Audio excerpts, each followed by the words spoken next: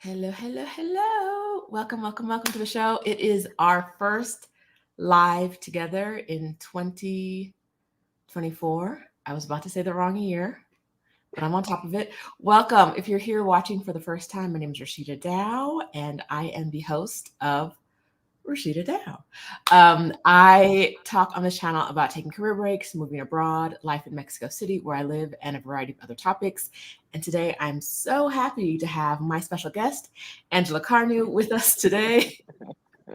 Hi, good morning, everyone. Hello. And we're going to talk about a number of things. As some background, Angela is a social worker, or has been a social worker for more years than you 30 probably years. think she's alive.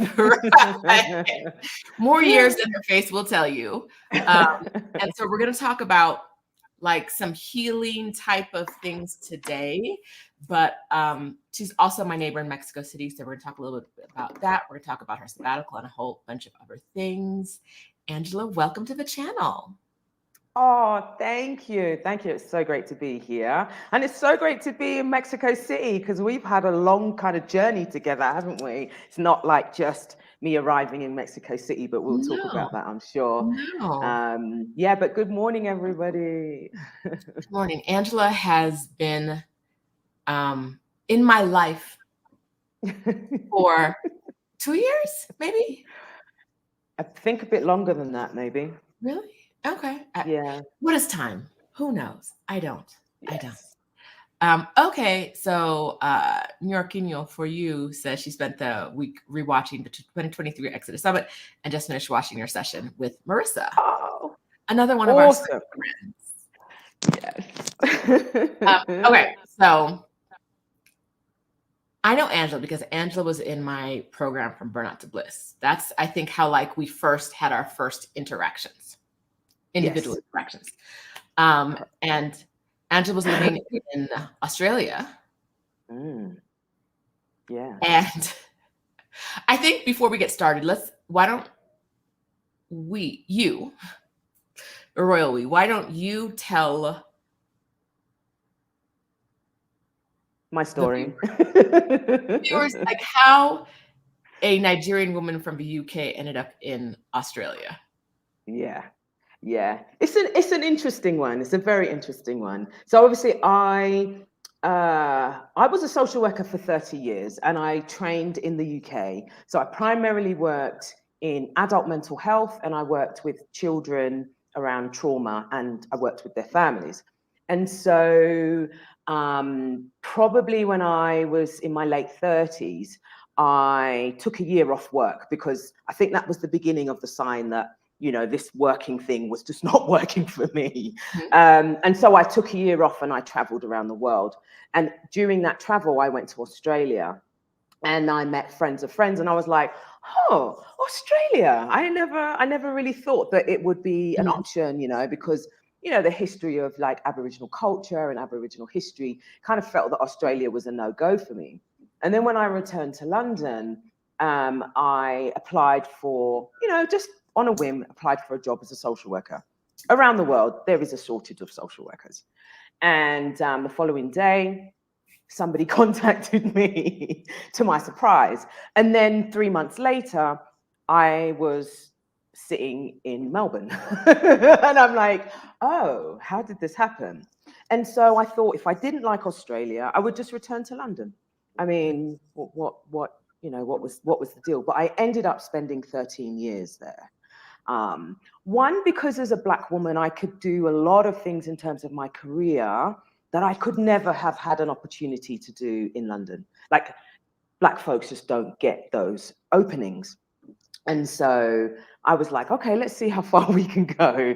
But actually, in the course of doing all these amazing things, I kind of realized that I was tired. And so here comes the next bit about like the next move to Mexico. Okay. So before we get there, what I want to ask is that I know that there's a social worker watching right now. I have a majority American audience, so probably in America watching, who's wondering like, how were you able to get a job in Australia? Is there an Australia UK like social worker link that doesn't exist for Americans, or is that something that would be available for No. other social workers from other countries as well? It does exist for Americans. There is a relationship between the way in which social work practice is done in the UK and the way that social work practice is done in Australia. It's built on the same legislation. It's built on very similar practices, very similar ethos. In Australia, I worked with people from South Africa, from other parts of Europe, and certainly from America, from all over America, from Chicago to Los Angeles. So there are the Victorian government are constantly looking for social workers and regularly, almost on an annual basis, do a call out almost across the world for social workers. And so if anyone is interested, certainly, they can get in contact with me and I can put them in contact with the relevant people who, there's a whole process to it. They do visas and all of that stuff. So if anyone was interested, let me know, drop me a line. Okay, so y'all, she ain't talked to me first about this. What do you say if anyone is interested, how would you like them to contact you? Okay, so you could contact me on Instagram and just drop me a message. It is important that you are a qualified social worker. It is important that you're qualified. So they are looking for a first degree or a master's in social work. I would say that. And you need a certain level of experience. I think it's 2 to 5 years of experience. So that's fine. So anyone watching this right now can do their Googles and look for like the Australia and social work opportunities, or they can contact you on Instagram. And what is your Instagram? It is glow, GLOW _. Hold on. I'm still at Instagram.com. Hold on. GLOW _ up my life. Glow up my life. Okay. I just dropped that in my comments. If it doesn't click through, y'all, someone tell me. I know what it is. I didn't talk. It's not my thing. But what I would say is that that it's a job that is a very difficult and challenging and emotionally challenging. So like think it through. Yeah. Think it through. But if that's your choice, that's your choice. But think it through. It's a lot. And like as we know, moving countries is also not the easiest thing to do, but also can be rewarding.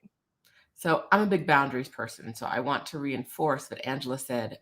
Contact her and she'll drop you like the link to see the stuff. Not contact her and try to get on a long call to talk about 17 things. No. I will send you a link and then you can talk to those people. You can talk to those people and those people can talk to you. Thank you. Thanks for respecting the time of our guests who come to give their information, y'all. I know you will. I appreciate you. Okay, so boundary in place, Instagram out there.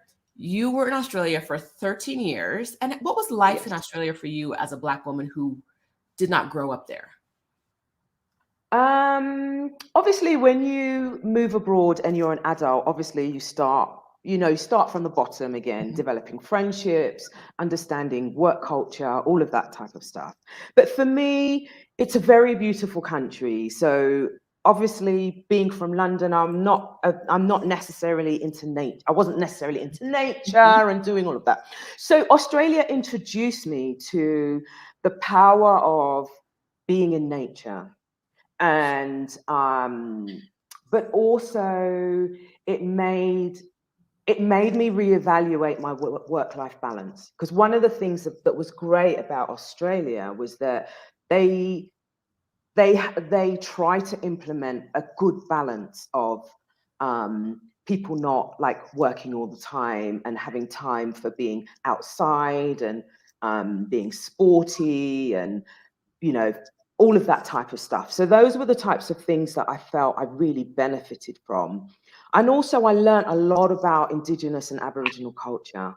And I came away thinking, Australia on the surface looks like it's Anglo, but actually it's a black fella's country. And so that was just really affirming for me that actually that I was living in a essentially in a black fella's country, and that there were cultures and values and ideas that were indigenous to the land, but that were not Anglo.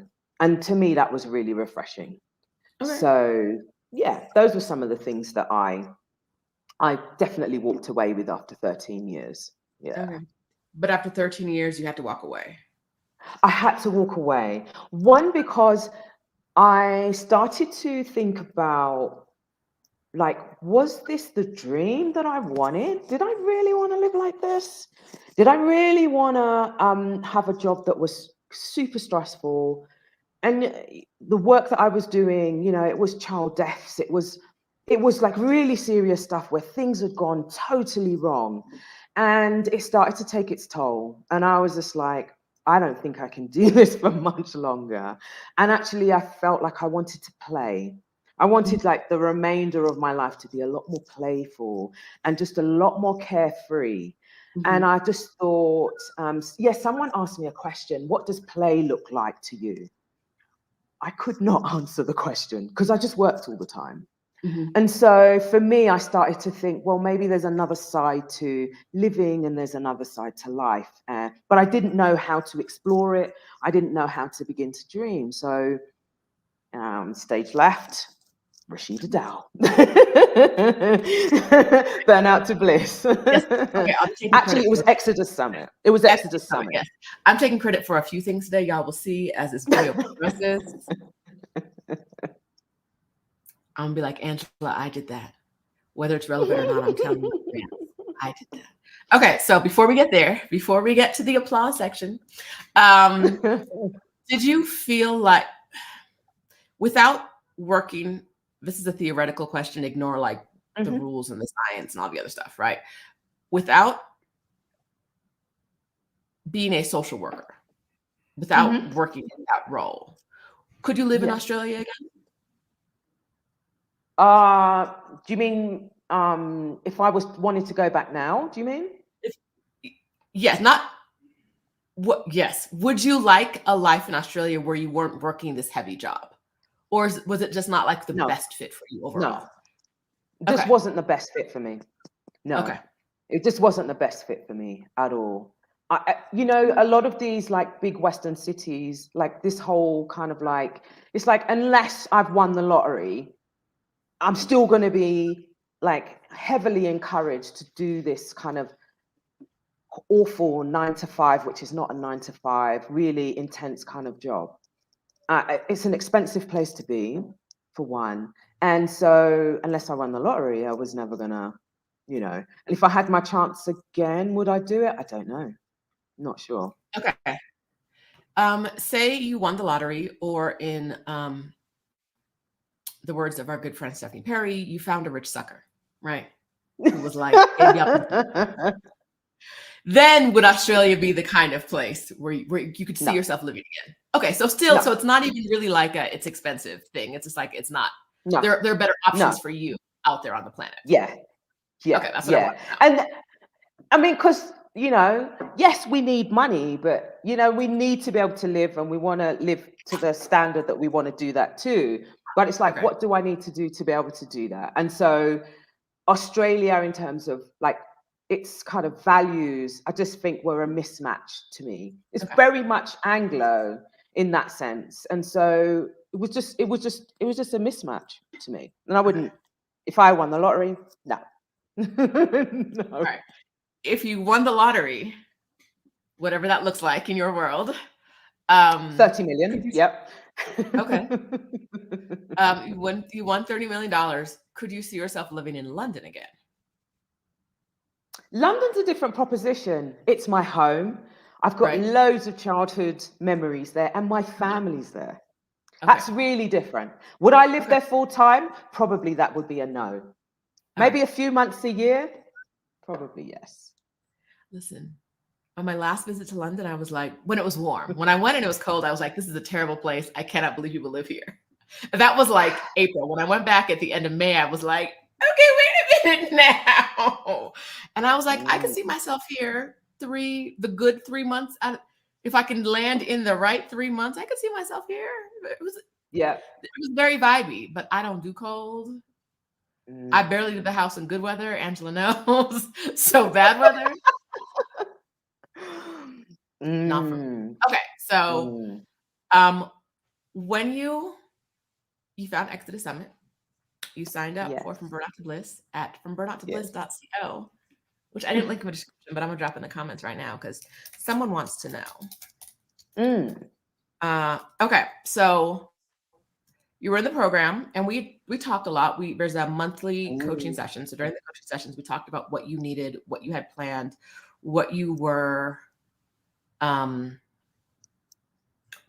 you wanted out of this part in your life. And then, y'all, she was like, "I'm thinking of," and the next thing I know, she was like in Thailand or somewhere, and I was like, "What?" No. She went from like, "I'm thinking about," Yeah. to being like, "Well, I'm joining the session from the beat." Girl, what? So tell us about the transition and finally deciding to leave Australia after 13 years and go on what was it around I think supposed to be an around the world sabbatical, and then you spent a lot of time in specific places. Talk to us a little bit about that. Yeah. So, yeah, I mean, the whole kind of the process of like deciding how to do it, but sometimes life happens, right? You know, you Right. have all these plans, and then life happens. And I had the opportunity to leave Australia early. I had planned to leave in the December, but I left in the August. And that was primarily to do with work. I just had enough. I just had enough. And so then I packed up all my stuff in Australia. I actually went to loads of places, actually. I know. Yeah, I went to Thailand. I went to Laos. I went to Singapore. I then went to London. I went to Amsterdam. I went to Canada. So I went to, yeah, Okay. yeah, I went to a whole host of places. And sorry, what was the question again? So we were talking about how that transition happened. Like I knew you'd spent a lot of time in Asia, and I knew you went back home. Didn't realize you went to Canada. But when you got the opportunity to leave for 3-4 months early, what was that transition like of leaving the place you'd lived for 13 years to go and see what's up in the world? Yeah, it was terrifying. I was terrified. I knew that it was what I needed to do, but I was terrified. And because I knew I was coming to Mexico, and I had a lot of people around me saying, "Have you ever been to Mexico before?" And I was like, "Nope." "Do you speak Spanish?" "Nope." "Do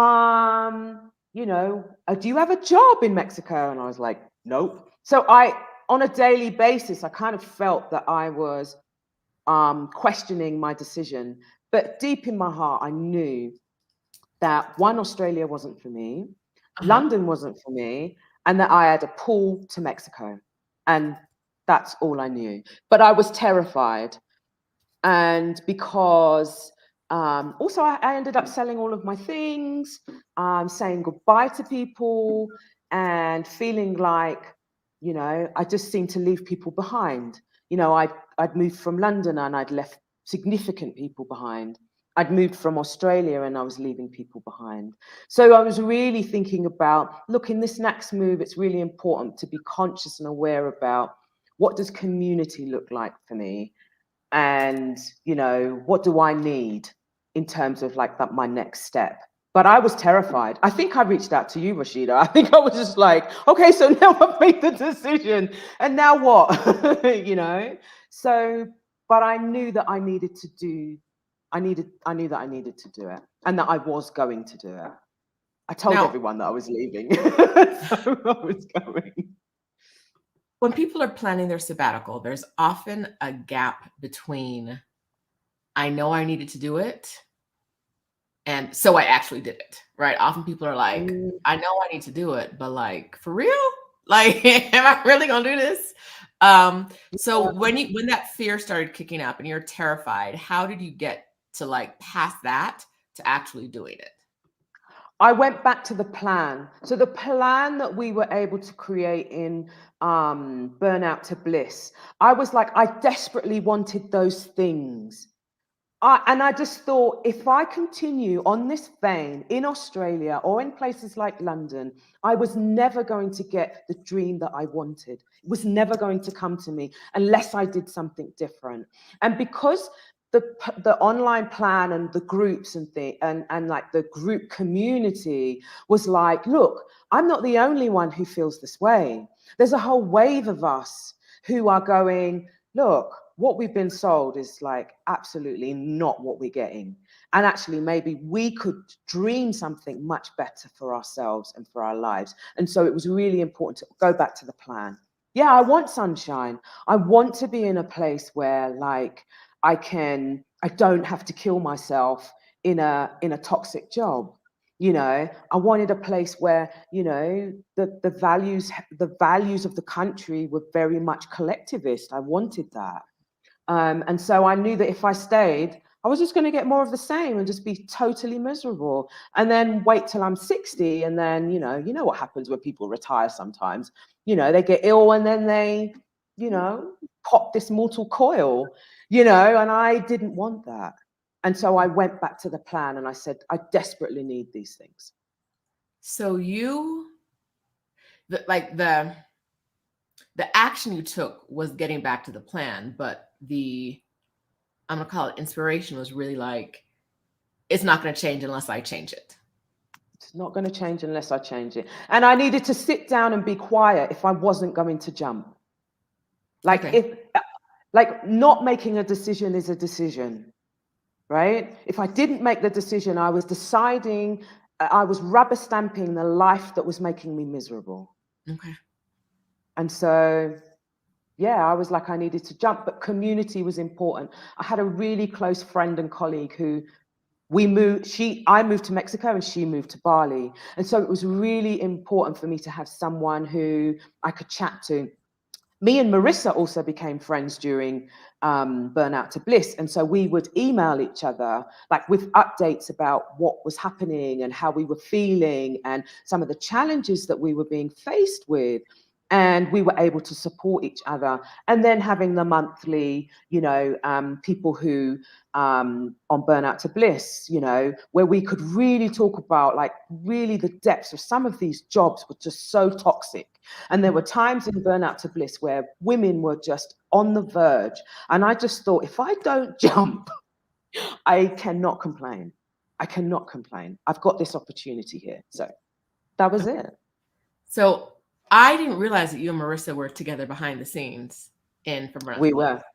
I knew you guys knew each other, but I thought that this year's Exodus Summit was the first time you guys like spent. No. Y'all tricked us. She became a friend of mine through Burnout to Bliss. We swapped emails. We would give each other updates and what we were doing and what we were feeling and what we were being challenged by. Okay, so I was going to take credit. Y'all, be real with y'all. I was going to take credit for you and Marissa now doing things together through getting you to speak together at Exodus Summit. But I guess instead, I'm going to take credit for you and Marissa doing things together, for you being community and from Burnout to Bliss. I thought when we paired you guys together, it was like this new, fresh thing. I didn't realize. We knew each other. I mean, I knew you knew each other. I didn't realize you were like talking outside of coaching. We were. Yeah, we were. Let me tell you, Angela, lovely woman, can be trusted. She gonna be doing stuff you don't know about. That's inside joke between me and Angela. She knows what I mean. She knows what I mean. Rashida, I'm super trustworthy if you ask the right question. Okay, well, let me sit down in my corner and sit with that lesson. I'll sit. I assumed somehow you knew. I haven't had a conversation with Marissa, but I assumed maybe Marissa had spoken to you. I didn't know how Exodus Summit, us being paired together, came about. So I just assumed that you knew. I figured you two were social workers so that you guys would have enough in common or enough like conflict, like I knew you would have thoughts on similar Mm. topics, and whether they were alike or conflicting, it would be an interesting conversation. I didn't know you guys were behind the scenes doing stuff. Yeah.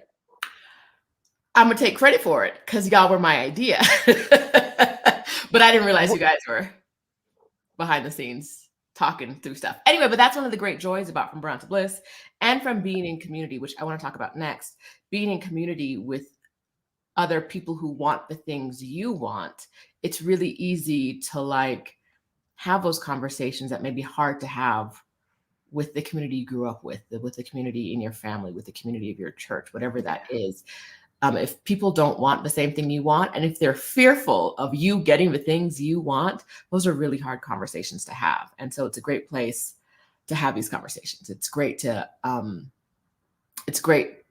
be in whatever community that is that has the people that want to do the thing you want to do. Now, one of the things I have learned about Angela, besides the whole trust thing, is that she's a community builder. So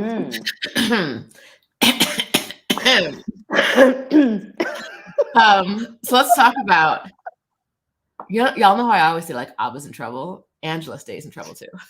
Abba and Angela are the two that stay in trouble. Like, I write their name down, and I'm like, no, it's fine. I cross it off, and I got to write the name down again the next day. Anyhow, on my bad girl list. When you left Australia, how long before you landed in Merida? Oh, in Merida. Well, in Mexico. Merida was your first stop. In Mexico. In Mexico? Yeah, probably. From quitting my job to doing all my travel and then landing in Mexico was probably about 6 months. Okay. It was probably about 6 months. I have seen Angela in community in Merida, and I've seen Angela in community in Mexico City. Were you able to find and be in community in places where you didn't have family, right? I'm assuming Canada was also probably a little family related, or no? No. Oh, no. People go to Canada for other reasons. Child, all right, we're gonna talk about that because it's the only reason I ever go. But when you were like in Asia, were you able to find and be in community with people you wanted to be in community with? Yes. So particularly in Thailand, I was in Bangkok, Koh Samui, Koh Phangan, and Chiang Mai. And there are Black, in Thailand, brothers and sisters of Chiang Mai, brothers and sisters of Bangkok. So I was able to connect with community there and, share information, a lot of amazing resources. In most of those places, I was able to connect with community there. But obviously, for Mexico, it was very different because I knew that I was exploring what it would be like to live here, which was slightly different. So, yeah. And besides just naturally being an extrovert, how are you saying I'm an extrovert? I am. Because people who are not extroverts do not be in the streets all day long, every day of the week. That's just not. No, we do. You're like, can't even argue. Besides naturally being an extrovert, what were the processes for creating community in these places, especially the places that you were only staying temporarily? Besides like joining a group, like what were the things you did? Yeah. So I'll take it one step back. I would say that probably when I was in Australia, I didn't feel like I was an extrovert at all. It's probably in this transition, I'm discovering another side to myself because I have time and I have space.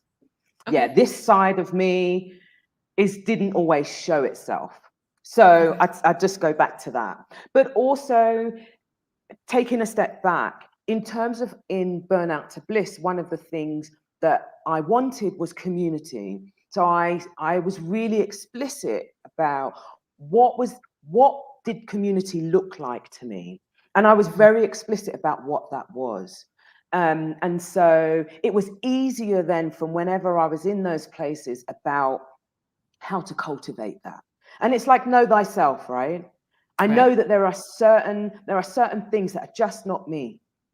And so those weren't the things that I gravitated towards in terms of like connecting with people in other places. Like I love things like being out in nature, hiking, walking, food, cocktails, you know, that type of thing. So I'm able to dip into communities and also to not feel afraid to kind of, you know, in these online communities to say, like, I'd really love to do this. Does anyone else feel the same? So at least you're trying to attract to yourself those people that might, you know, just you might gel with a little bit more. Okay. So I mean, in terms of like the online communities, it's like it's everything, you know. But also I found in Mexico, being here, I've met people in my apartment building. Like I've met people in the lift of my apartment building, and I've met people just randomly. And you, for some reason, you know, you figure out that you have things in common, and then you know, you're then able to like do activities and events and have deeper, meaningful conversations and things like that. So yeah, I think it is about having a plan and understanding who you are, what type of people, what type of characters light you up, and what do you bring? Not yeah. So in these groups where it's when you started, I thought you were looking for events, but were you also looking for like your type of events? Were you also looking for your type of people in the groups? Okay. Yes, I was definitely looking for my type of people, for sure. Did you find them everywhere you went? No. Okay. No. And there's context to that. Sometimes it's how long I'm in a place, but also, you know, what those other people are doing, because as much as you're a moving feast, so are other people. Other people are coming and going, and there's this whole kind of like corridors of people like passing each other.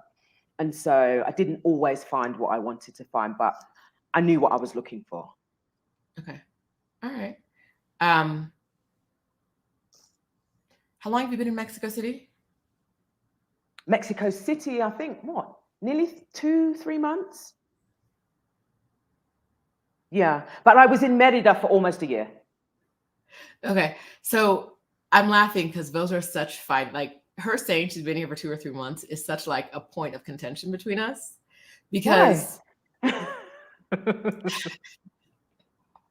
it has to be longer than that, because you were there at the summit, right? And you were there before that.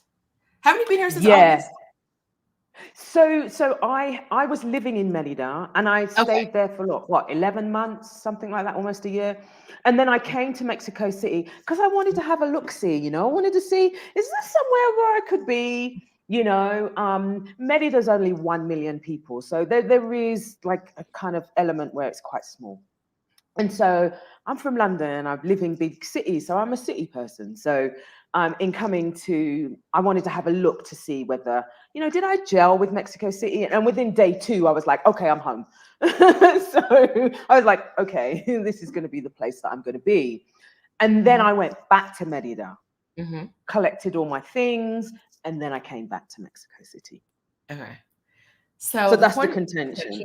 No, that's not the point. That's not the contention. The contention is Angela showed up and was like, I'm going to create the thing I want to see, and it's going to be social, and I'm going to pull my people in. Yeah. Which is a beautiful thing. It's a beautiful thing to do in community. The contention is she never told me about it. Is this thing on? Hello, hello, hello.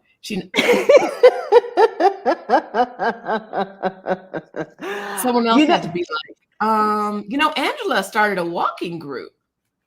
Which I think I literally said, which Angela? Because ain't no way I'm out here changing your life, taking credit, changing your life, and you don't even tell me when you started a walking group in my backyard?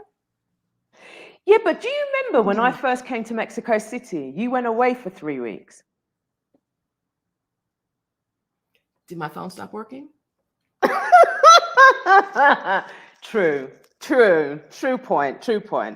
True point. All right. So this is not therapy. So I'm gonna walk away from my trauma around that. I'm gonna walk. You can't just be changing everybody's life. You can't just be changing everybody's life because some people don't know how to act. They get a little freedom. They in the streets. All of a sudden, they don't know you no more. They don't know. It's all about liberation, right? But I did send you the link. I did. After I called her out. After I called her out. After I was like, I know about the group. Yes. Okay. We have witnesses. All Marissa right. was there. Stephanie was there. And yeah, now that we've had that moment of conflict, let's talk about how you knew you wanted a thing. It was something that you had in Merida. You wanted it in Mexico City. So instead of, how long did you spend looking for it? Was it hard to look for, to find if that was something that already existed, or did you just know, I want to start something? I knew that I wanted to start something because community and creating community was a big thing. You know, I wanted sunshine, I wanted all these things, but I needed community. And so in Merida, Marcy, who runs the walking group there, she said something to me. Hi, Marcy. She said something to me. If you want to see something, create it. If it's not there, create it. And I took that like to heart, and I was like, okay. So when I came to Mexico City, I asked around, is there a walking group? Is there? Someone said no. And then somebody said the magic words, well, why don't you create one? And I was like, oh, me? I was like, okay. So I created one. So initially it was on the back of someone else's group. And then I created my own. And yeah, it's just flourishing, and it's a beautiful thing to behold. It's just delightful. It just gives me so much joy, that walking group. I just absolutely adore the phenomenal and amazing women that are living in this city, but also the people that are just coming through, you know, visiting. And I just love it so much. Yeah. Okay. I thought I was done with my personal trauma, but I'm not. I have to pause. Because after not being invited for literally months, I show up. It's summit season. It's summit months. It's listen. You don't. I show up after summit season's over. After vacation season is over, I'm here, and Angela's like, "Oh, you finally here?" And I was like, "Wait a minute. Wait a minute." Now. She was like, "Oh, you're here now." Wait a minute. You don't not invite me for months and then act shocked when I'm showing up late. I think we need to have a conversation about context. I was only in Mexico City for 3 weeks, and then I went back to Merida. And in that time, someone else was running it. And then I came back, and then I invited everybody. I invited everyone. No. I did. No. Then why'd I have to get a separate invitation? I don't know. Anyhow, that's not the point. Anyway, your version of a story doesn't matter. I'm so sorry. I respect you. I care about you. There's only one version of a story that matters. And it's the truth. That's mine. The truth is what's in my heart. That's mine. That's the truth. I'm so But Rashida, I love that you came to visit us. I love that you were coming in the mix, even though, was a little bit, But I love that you came and, walked with us. And your mum came as well, walked with us. Love it. Thank you. We loved having you so much. Do you hear that, y'all? Do y'all hear that? And this is why she's always on the bad girl. That's why y'all picked up on that. That's why she stays on the bad girl list. Stays. You heard it. Y'all heard. No, you need to move. You heard the words, and then you heard the under, right? You speak Black girl. No, we loved having you. We loved having you. Yeah, and you're welcome anytime. I'm a turn. I just said we loved having you, like I'm not a part of the group, because I'm not a part of the group. You are a part of the group. You are. Anyhow. All right. So yes, if you're in the city and you want to join the walking group, maybe one day Angela will invite you. I don't know. I don't know what the deal is. I don't know the rules. But if you're in another city and there's something that you love to do and no one's doing it, create it. Angela's group attracts people who are visiting the city, Black women who have never been here before, show up and do the things. And it's such a great way to meet new people. Once you get invited, it's such a great way to meet new people and to see what's going on in the city. And they're always doing something afterwards. And so it's awesome. It's awesome. Yeah, it is awesome. If you are in cdmx, yeah, our walking group, it's at Chapultepec Park on a Wednesday and a Saturday at 10 a.m. Yeah. So reach out to me if you are around. Yes. She would love it if you joined. But anyhow, I love that you are a member of our walking group. I love it. We're going to change the topic because my trauma sits with me. It doesn't need to sit with you. Oh. Okay. All right. Let's talk about childhood trauma. I know, right? We're going to get there. We're going to get there in a little bit. But first, I want to talk about you're a city girl. You decided that Mexico City was a better fit for you than Merida.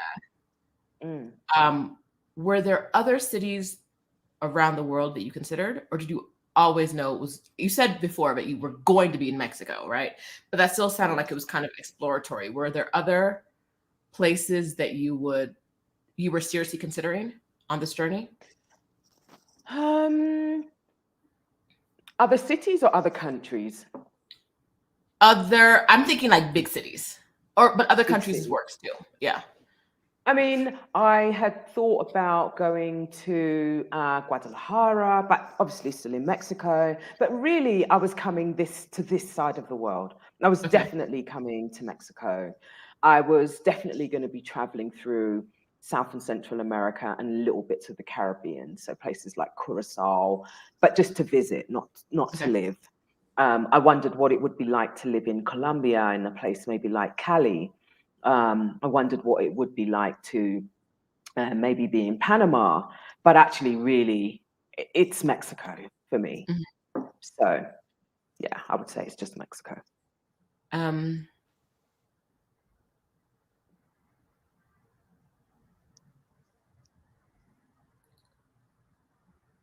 You said about moving back to Australia and basically moving back to Australia, that like the amount of work you would have to do to live there is not what you want in your life right now, right? No.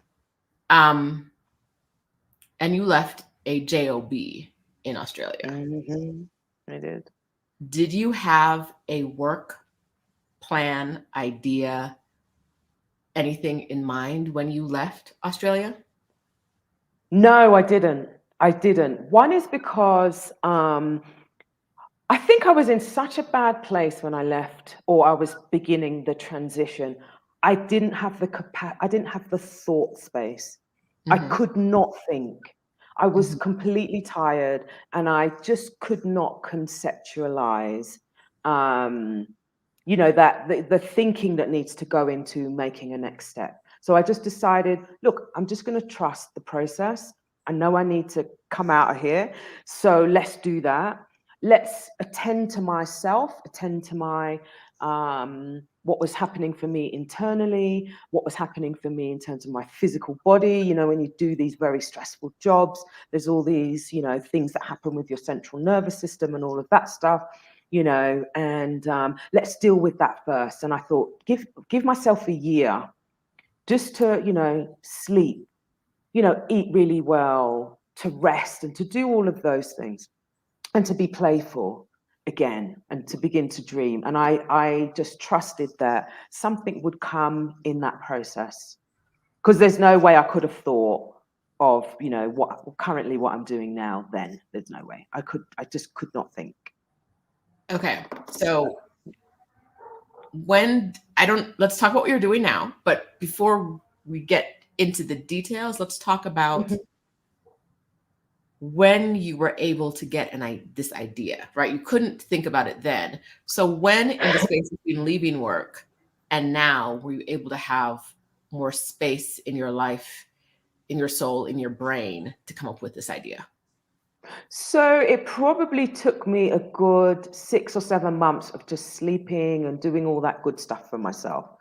And then it's interesting when you move abroad and you hear other Black women's stories and you hear other travelers' stories. And one of the things that I was hearing a lot was just how tired and how exhausted people were, and actually that in giving themselves all of that really good stuff, that past things were coming back.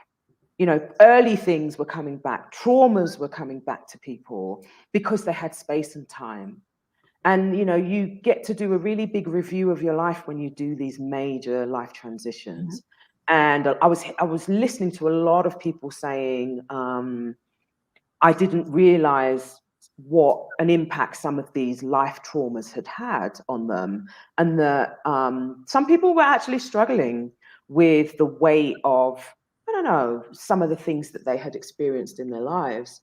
And that at that point in time, these things were coming back and they didn't just know how to manage them. And so then I was like, oh, maybe maybe the stuff that I've done in a 30-year career could actually be useful. Because I had kind of considered myself to be semi-retired. And then I was just like, I'm never going to touch social work again. It's like, I'm never going to touch it again. But then I was like, well, maybe there are things that I know in my training and in 30 years of working with people that could actually be helpful to help people to navigate some of the things that they may face when you do this big move abroad and you've got time and space and you are reviewing your life. And that's when it kind of came to me. But then I was like, I don't really want to be a social worker anymore. I just want to play. I just want to have fun. But then I was like, well, actually, this could be an opportunity for me to give back. This could really be useful for people, but not so taxing on myself. Okay. So that's where that came in. All right. I am going to drop something real quick. If you want space to heal and grow and you want to take a sabbatical, I'm going to drop the link to my free sabbatical planning guide. Boom, boom, boom, boom, boom, boom, boom. So that even if you're not ready for From Burnout to Bliss, which Angela said you need to do it. I heard her. Yeah. Not ready today. I would definitely say that. Yeah. Get on my email list and grab the sabbatical planning guide so that you have it and you're on the list when you're ready. It's open. You can enroll at any point. We have group coaching today at 8 p.m. Eastern time. Yes, 8 p.m. Eastern time today. So if you can join today, you can be in your first group session this afternoon.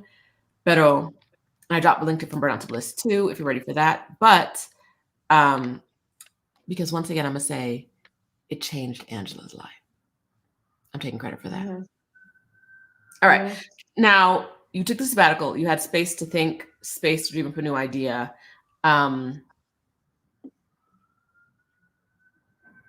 Did going from idea to reality look the way you thought it would when you started this business? I knew the answer. As I was saying,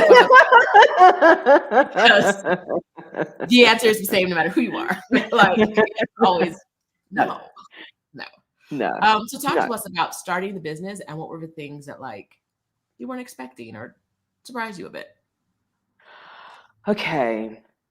I in starting this, so obviously I'm an emotional health coach. And so in starting this business, there's a lot of things that have surprised me, really. One is the intensity to which Black women work. It's really, I can't tell you, like the amount of women that I've spoken to in the coaching space where I'm just, I don't know if I'm surprised or, I don't know, disappointed, or I don't know about the way in which we work or the way that we're expected to work and the burdens that are on us, not just in the workforce, but, in our wider lives as well.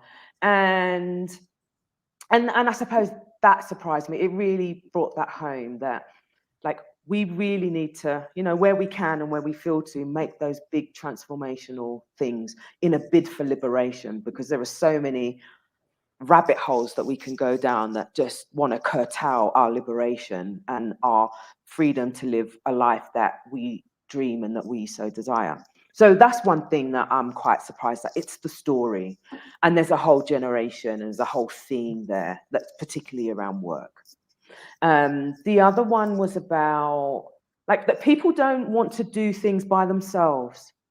You know, people, you know, we need help sometimes, and we need the knowledge and the expertise of other people. And one of the things about in my transition in moving abroad was that I did coaching, but I also was in therapy, like in tandem. And I think that without those two things, and therapy is not for everybody.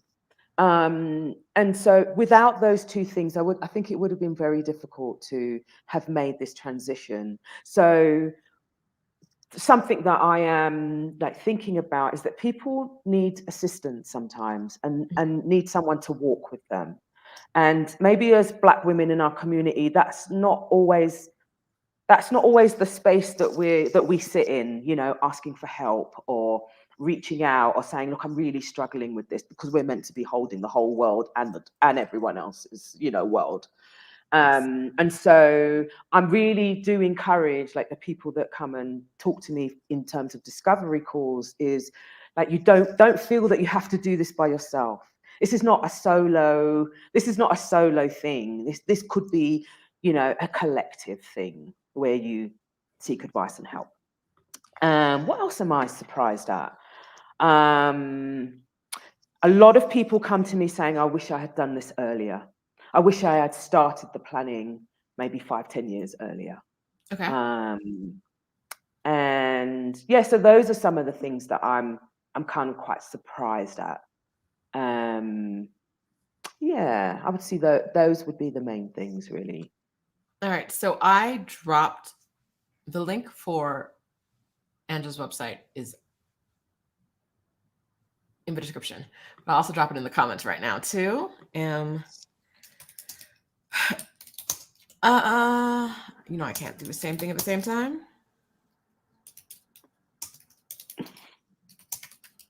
Learn more about Angela's work here. Gear is not here. Here we go. All right.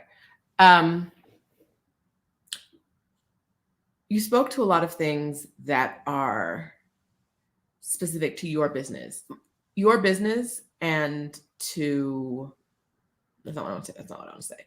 You spoke to a lot of things that are like about how Black women relate in the world. But what I also want to know from a business perspective, you spoke to us, not to our experience, not to your experience. So what I want to know is, as a new business owner, what were the hard parts for you? Oh, one, being able to articulate my service, really, so that people that were coming to me for discovery calls and like were really interested, were like really being able to articulate what it was and what they were going to get from it. Okay. Because you know, when you're in yourself and you know, yeah, but to be able to communicate that was really important. Okay. And also a second thing that I recognize was that when you don't price very well, or when you give things away for free, it's a devaluation. And I've spent 30 years as a social worker, so that's doing a first degree, that's doing a diploma, a first degree, and a master's, right? And so if you think about just in terms of education, you've done a lot. So then to create a business where you want to share all the knowledge that you have, if you then go and don't price right, and then people don't value what you're giving, people don't turn up to those free things. Initially, my discovery calls were free. I had umpteen people not turn up. And I learned the lesson.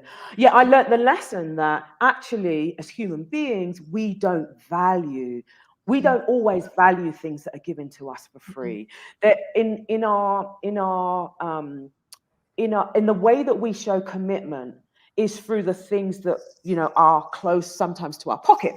And so I had to change my strategy around the discovery calls. And also I had done a new client introductory offer, and that related to Exodus Summit. And I knew that it was for a very short period of time, and that going into 2024, that would no longer be available. And that's no longer available. And because you are paying for my experience, because you have a quandary that I can answer those questions to, and I can walk with you with all the skills and all the things that I know over 30 years, you can then go away and do what you need to do. And I can also walk with you, but that's not free. It wasn't free for me to do it, but it also wasn't free for me to be in that industry for 30 years. And so that's a critical thing for me, was about pricing. So, and Stephanie and I run the Get Your Next New Clients Challenge. And every time we do a challenge, we talk to people about price. People want to talk to us about pricing. They want us to tell them what they should price or offer. And it's always like, I don't know what I price by feel, Stephanie price by looks. Like, what does it look like on paper? So a lot of her numbers you'll see with Exodus Summit are like, she likes the way it looks on paper, and it's a number that feels good to me. That's how we do stuff. But what I always tell the women in our program is that, like, I don't know what you should be pricing, but and I don't know what your price is today, but you should definitely increase it. Like, you should just guaranteed everyone comes in. On every Black woman I work with comes in undervaluing and undercharging and doing free things and doing something paid. And then that one thing paid turns into, and then I added on 17 free things. And it not only devalues your work, so you're getting people who are seeking free and nothing more. We're never going to get past the free level because they just want the free. But it also means that you're going to burn yourself out quicker, right? Yeah. You're going to burn yourself out quicker. And who wants that, right? Like, no, like we're trying to get out of this work. It's also a reason that we tell people not to do discovery calls. But like, if doing a discovery calls fits for your business, doing one at a price point that feels good for you is an excellent idea, right? Some people, for the way their pricing is structured or their program is structured, need to do discovery calls. I don't. Every once in a while, someone is like, I would like to talk to you before I pay for a session. But I've also had someone say they wanted to talk to me before they signed. They wanted a discovery call before they signed up for a 1 hour session. And I was like, baby, I would never waste my time like that.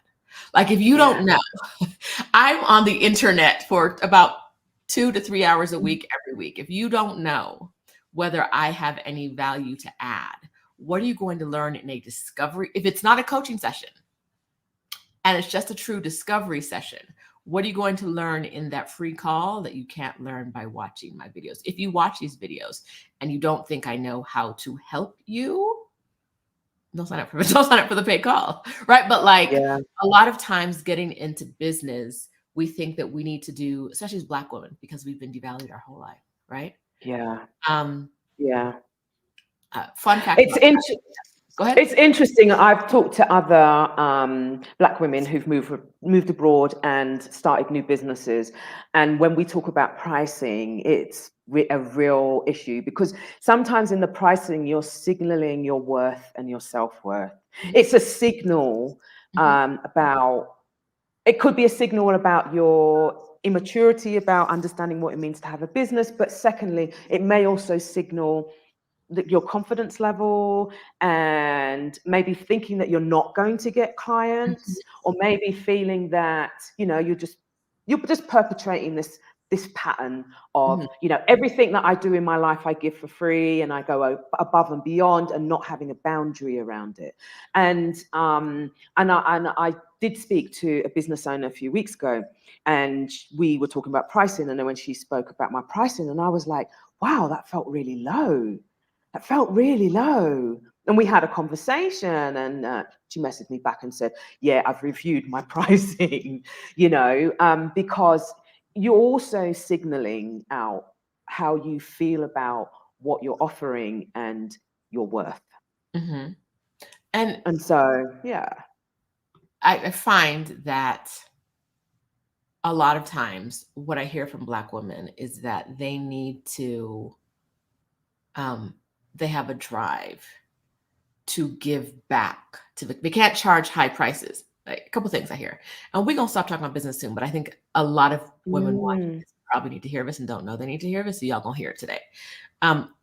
They can't charge high prices because Black people can't pay high prices, and I'm like,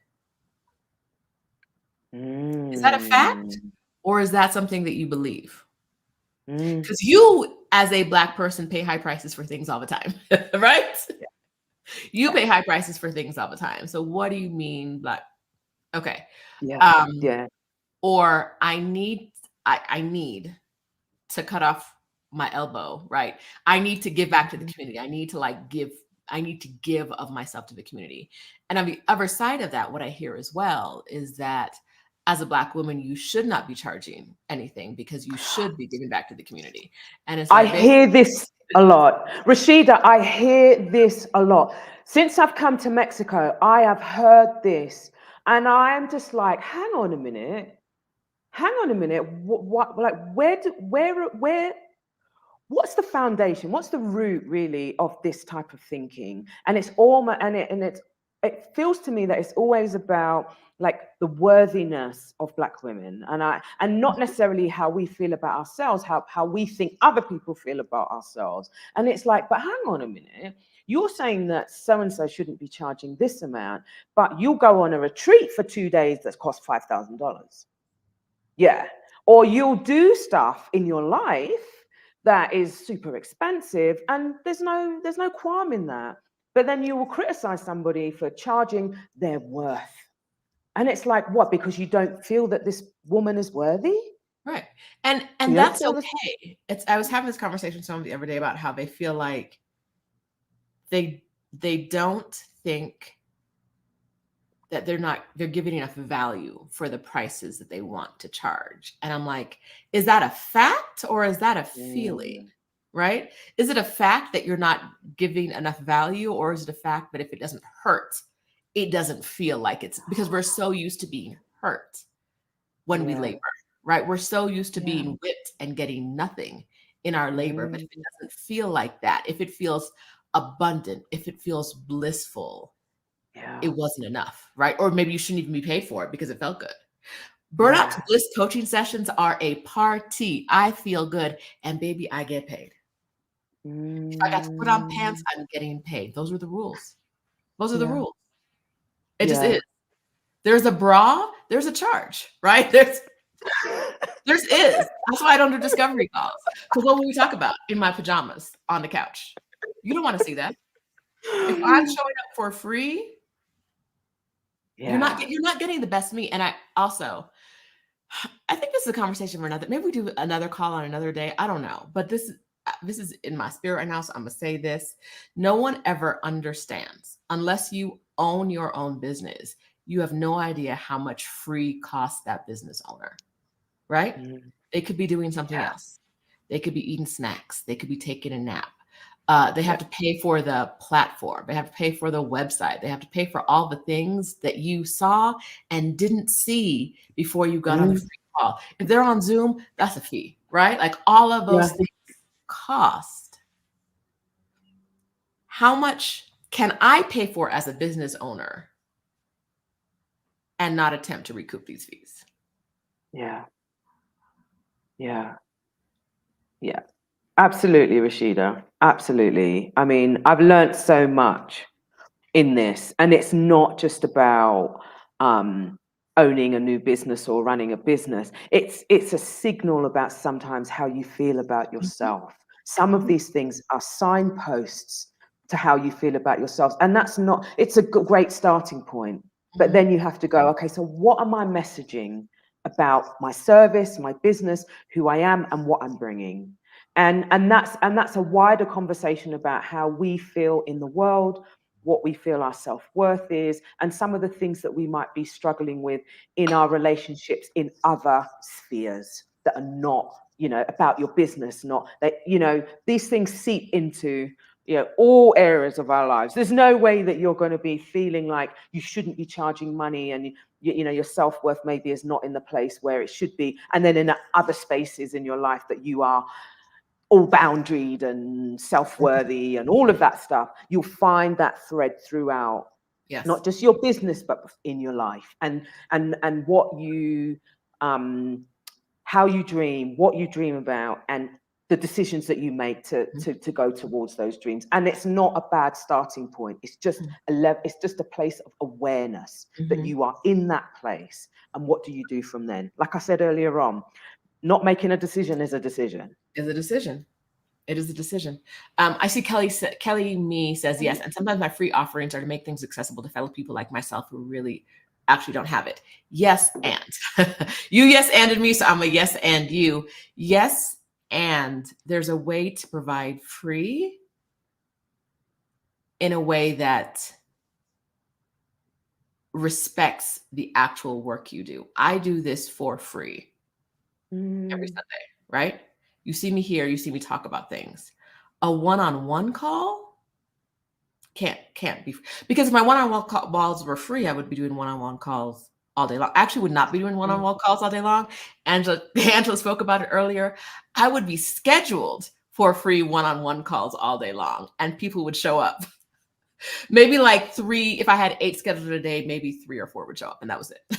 Everybody else would be a no-show, because that's how free works in people's brains, right? Yeah. So yes, it's great to have a free component of the work you do, especially if it's your passion, but your free component can be your choosing. This is my free component. If people want to learn from me and not me, they can show up here. Yeah. It's not gate kept in any way, but I'm not, all the time I get people in my inbox talking about, can we talk? Now they might mean, can I book a session with you? But it's not that hard to find a session with me. So I don't think that's what they mean. Now, when I showed up in someone's inbox this week and I said, without even knowing their pricing, I said, I need help with something. Can I buy an hour of your time? If you want the best someone has to offer, that's how you show up to them. I'm going to tell everyone listening right now. If you don't know how to work with someone, or if you need one-on-one, listen, if I show up in your inbox asking for help with something, I'm going to show up dollars first. Because people who show up saying, can we talk about this, get ignored half the time. Because I don't have the time to talk to you about whether you want a one-on-one consult. What are you looking for? Because I'm not about to talk to you about life in Mexico when I have 1,700 videos on this channel about life in Mexico. And being on video with you would require me putting on a bra. Being on the phone with you is not an option because I don't use my phone like that. Right? Like, show up. Like, when there are Black women especially Black women on Black women, there are Black women in your life or who you see who have something that you think is of value, tell them you think it's of value, right? Like, tell them, I understand that there's something you provide that is of value. I would like that thing. Show up money first to people if you value their time. And that's the thing. A lot of times people don't really value what you do, but they still want it. And that's very confusing to me.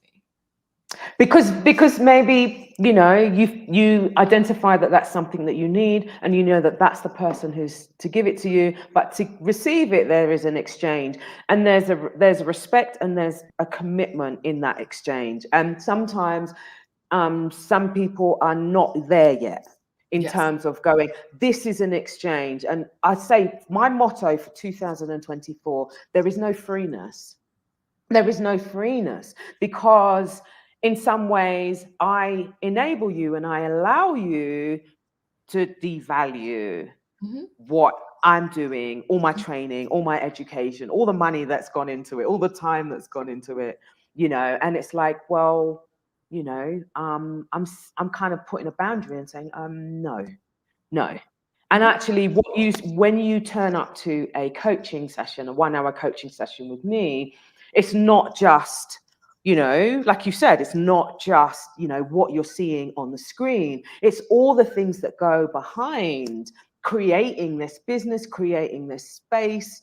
I have to keep on top of, like, you know, and what's current in terms of research. I have to keep up in terms of like what's happening in my wider professional community that I can, you know, provide to you. And so there's a whole set of stuff that is going on behind. And so my motto for 2024, there is no freeness in this house. There's no freeness.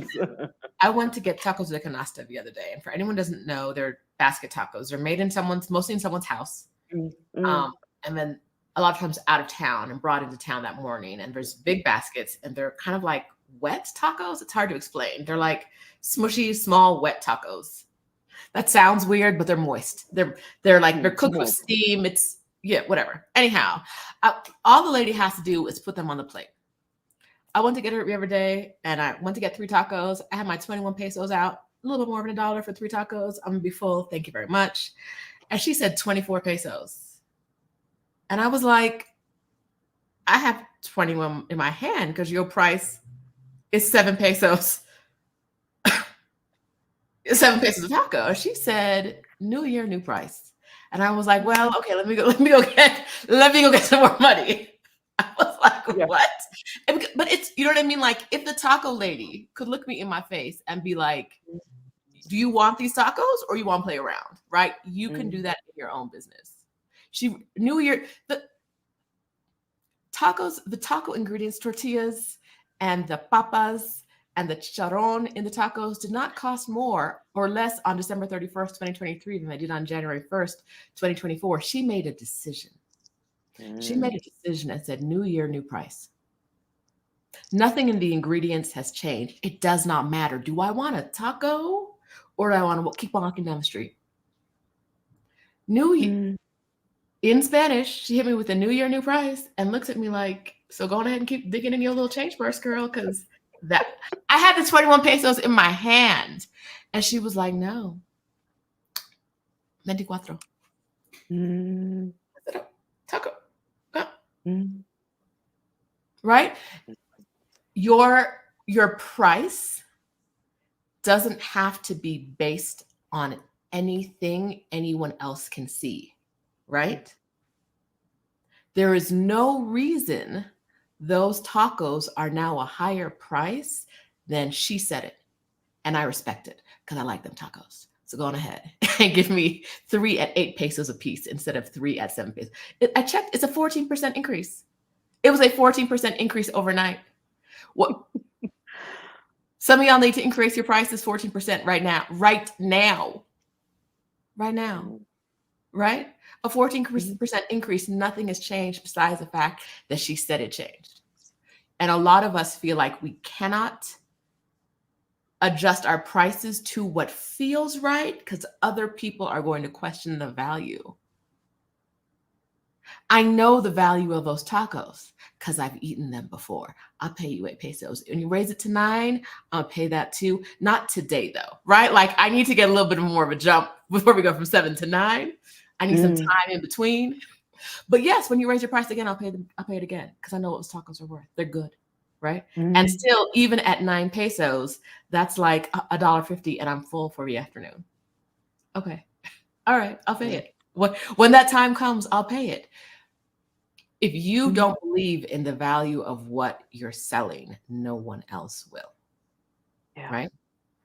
And the way you show that you believe is to price accordingly. Absolutely agreed. Absolutely agreed. And one of the things that I did when I initially started my coaching business was to think about what was my ideal client. And in my list of things that I kind of would like, you know, the type of person who I think would benefit from my service, definitely in my list was, you know, seeing the value that client had to see the value in what you were providing and understand where you were coming from and be able to, you know, you have to be able to pay for it. Like Go into Walmart and try and leave with milk and bread and see what will I happen. mean, They will people say, do oh all the no, time. you People do haven't all the paid for time, that. but they frequently end up in court, right? Like, Well, people like me, yeah, you know, in Mexico City, they'll be like, oh, the black one with the blonde braids, yeah, you know, they'll be like, go and fetch her. that's her right there. Yeah, that's her right there, you know. So, you know. So another way that you can build your business, right? Create new things is adding on offerings that aren't necessarily an offering that you do all the time. So adding on like a kind of a one-off is one way to do it. And collaborating with someone else is one way to do it. And Angela's going to talk to us about doing both of those things. Okay, this is another Rashida's taking credit moment. So first, it's your turn, Angela. Tell everyone why I get credit for what we're about to talk about. Oh, no, you tell them. No, I'm going to be doing an online workshop with Marissa Price, MSW, on the 23rd of January at 7 p.m. Eastern Time. And we're actually going to be doing a workshop around childhood attachment wounds and how, as adults, they can actually impact us. And we can have these kind of programs running on in the background that actually come from very early on in our story. And so we want to explore strategies and provide some insights about what some of those attachment wounds are, and actually some strategies about how to implement things actually on a daily basis that is actually going to help you. Because one of the things that when myself and Marissa were talking, we were saying, actually, you have no choice around the attachment style that you have. You have no choice. It's based on the care that you receive from, you know, your parents or your early caregivers. And so in some ways, we can go through life with these attachment styles. They affect every single relationship that we're in, whether it's intimate relationships, parenting, how we show up in the workplace. And if we were to maybe understand the roots of that and actually have some strategies around dealing with yourself with compassion, you had no choice in your attachment style. But once you become aware of the roots of some of that and some of that trauma, what do you do with that information? And this workshop is about helping, you know, women in our community around dealing with some of that stuff.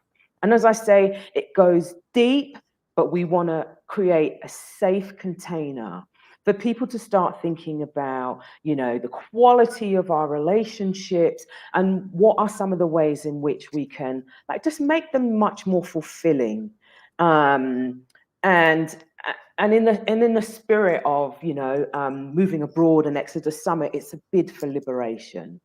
And we're going to be doing that workshop, and it's going to be deep, but it's also going to be fun. And we're going to impart some practical strategies for people to implement on an almost daily basis, but also to identify what attachment style are you operating in?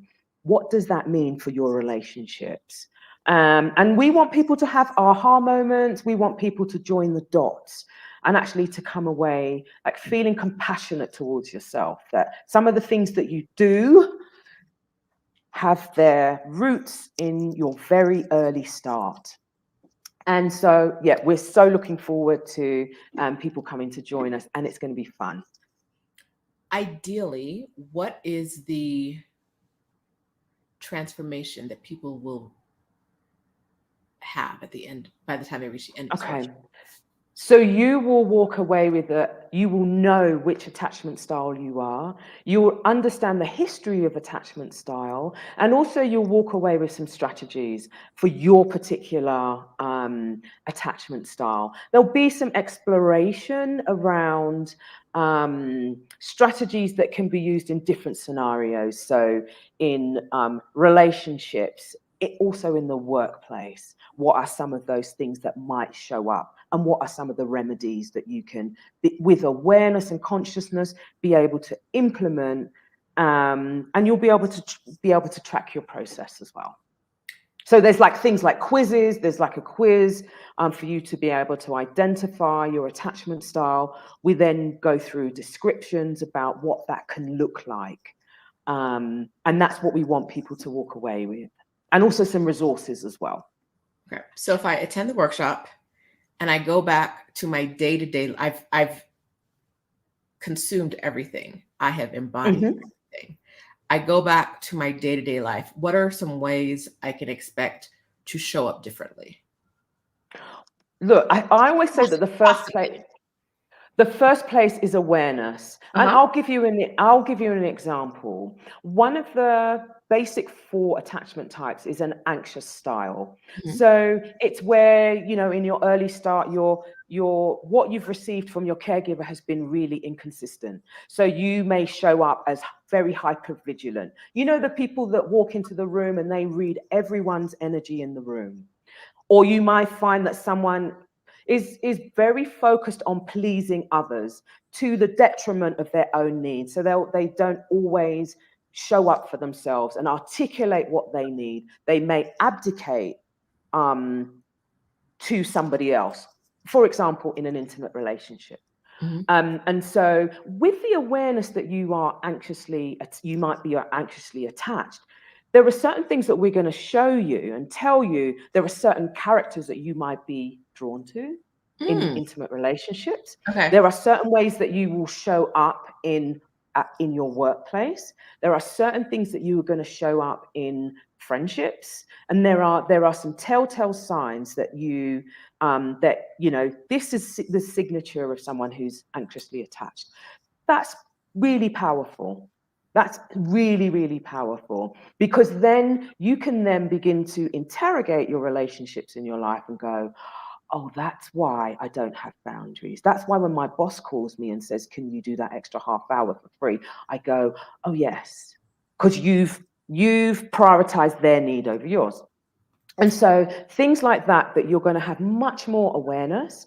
You're also going to have some you're going to have some resources and some practical strategies to counteract the feelings that you may feel, but also things that you can do practically that we're going to share with you. And so you're just going to feel empowered and just a bit more conscious about how you're operating in the world.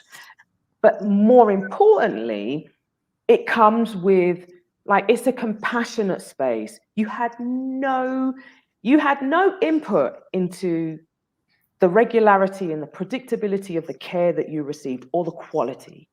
So you can kind of give yourself a bit of a break.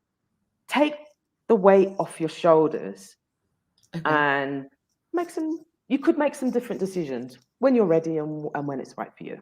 So at the end of this workshop, you can expect to be more self-aware. You can expect to, if you want to open your eyes and understand more about the relationships you're in, you'll have the tools you need to do that. Not everyone's going to want to do that. I know. Yeah. But if you want to, someone already signed up. Okay. Awesome. Okay. Changing lives out here. Mio Yorkimio, I am taking credit for your future.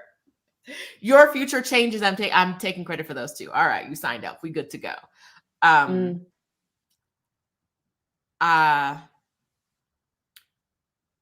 And people will have the tools that they need to deal with some of the things that come up when they see these things in their life. Yeah, and to do it with that place of compassion towards yourself, and also knowing that the people that cared for you also had their own attachment style. So there's this circular thing, and you're breaking the circle. So you are walking away with all of those things. And this is a bid for liberation, and this is about transformation. Look, as much as we need money in this world, but we need to understand emotional literacy, because the richness and the quality sometimes is about, our relationships.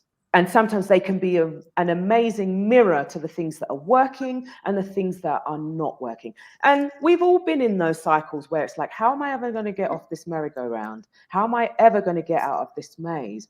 And this is a way to be able to to take yourself out of some of that. And this is what we want you to walk away with. All right, Angela, Marissa, plug your ears real quick, everybody. I'm gonna tell y'all to plug your ears in a minute. So listen to me now, everybody but Angela. Marissa, Angela's not plugging her ears. And everybody, Angela and Marissa, plug them up. Okay. Perfect. All right, the rest of y'all sign up now. Sign up now, because I'm about to say something y'all not gonna like. All right, Angela and Marissa, unplug. Everybody else, plug your ears. Are y'all charging enough for this workshop with the transformation that we're talking about? Are you charging enough? Very good point. Are you? Okay, nobody else is listening right now. It's just y'all listening. Are you charging enough? And do you need to raise the price at least once before the workshop starts? I suspect you are absolutely on point. Yes. Okay. All right. In the affirmative. So yes. Maybe one price jump before the workshop actually begins. Yes. So if someone wants today's price, they should get in today, maybe tomorrow. Maybe to get in today. Get tomorrow, in today. The price is likely to change. Listen, Natasha says that's a bargain. I saw the price and I was like, why was she just in here talking about pricing, not pricing too low, and she charging too? Okay. So there's a whole context to that. There's two of us in here. We don't need to get into that. But I said we don't need to get into it. We're all on the same page now. If you're watching this today, sign up today. The price might be different tomorrow. Yes. Sign up today because it looks great. I'm about to sign up, y'all. I'm about to be in there because we all have some attachment style things we could probably work on. This is the kind of workshop that could be applicable to everyone, right? Absolutely. So when we do with your workshop, when we attend your workshop, we will see Marissa, because Marissa is your partner in this. So she's my co-host. Yeah. Your co-host. I want to talk about how you guys decided to co-host this together. I think myself and Marissa, we've spoken a lot about emotional literacy and like understanding the emotional landscape. And obviously we've both moved abroad to Mexico. And some of the things that we've spoken about was, it's great, this bid for liberation. But what we found was that there were a whole host of emotional stuff that we needed to deal with. And we've come up with this amazing workshop to equip other people that are kind of coming behind us. And so that's why we have, honed in on this attachment style, because you can move places, but you're taking yourself with you. You are going everywhere that you are. And we want you to do that in the most comprehensive and most holistic way possible. And that is this workshop. Okay. Let's get back to the business side of it, though. Like how you had a friendship with Marissa. Marissa's planning for your panel Exodus Summit 2023. Lots of childhood wounds showed up when you move abroad. How did you know that Marissa was the kind of person that you could do a project with in like a business sense? Because this is something that collaboration is something that I think Black women I speak to on this topic struggle with a bit, like how to know who is a good collaborator, who is not. So how did you guys figure out that like this was a space that felt safe? Obviously, we had an existing relationship and we had previous conversations. And obviously, Marissa has a YouTube channel and she also has a business as well and has created a Black woman-only community space for business owners. And so I understood that, we're in a very similar space. Our backgrounds are quite similar. And we're both coming from that social work field. And actually, we had fun. And we were coming from the same point of view in terms of like the impact of some of our, childhood attachment issues. Mhm. We knew that this could be a good fit. But at the end of the day, in the same way in which, we moved abroad, you take that risk, you interrogate, you ask questions, but then, you then have to test it. You then make the decision to go ahead, and then you test it. And this second collaboration just seems to work. We seem to complement each other in terms of our skills, also in our temperament. Okay, so is this the beginning of a longer relationship? Yes, this is the beginning of a continuation of collaborations around, emotional literacy, around our emotional landscape, and understanding that, because that's where our skills lie. So this is the first of many. Okay. Okay, so Marissa says, we have fun together, but trust was already established over time. Yeah, 100. That's a good place For to sure. go. Okay, people are already having aha moments before the workshop even started. I just think people forget that attachment is like a pebble in my shoe. It's a juggernaut that affects almost every step I take. Yeah. It's almost like a background operating system. If you were thinking about it in terms of like how computers operate, you have this structure in the background. And so it is really important to go back to that and try and see, is this background operating system giving me what I need it to give me? Is it giving me the satisfaction in my relationships that I deserve? And sometimes our early start, we're as I said, we are not accountable for what we've received. But once you know about it, like you make the decision about what you do with that information. And in that workshop, we are going to give you those tools that, if you so wish, that you can make that jump into transformation and ultimately into emotional liberation. And that's really essentially what we are about. Okay, Junket wants to know if there's going to be a recording because it's too late for her to attend. Yes, there will be a recording. Yes. All right. But obviously, there will be a recording. What is something that we don't know about attachment styles that you can share with us without giving away too much of the workshop? Oh, what can I? Okay, so once in the workshop, we're gonna get people to engage in a quiz, which will identify your attachment style. And one of the things that most people don't know is that your particular attachment style correlates to another attachment style, and you actually might find that in your relationships, you gravitate to certain styles. And I think that is going to be an aha moment for lots of people who, identify their attachment style. So you are definitely going to be walking away looking very deeply into the people who gravitate towards you and the people who you allow into your life. And I think that is going to be an aha moment for lots of people about, who's in their life. Okay. All right. Is there anything people should consider before?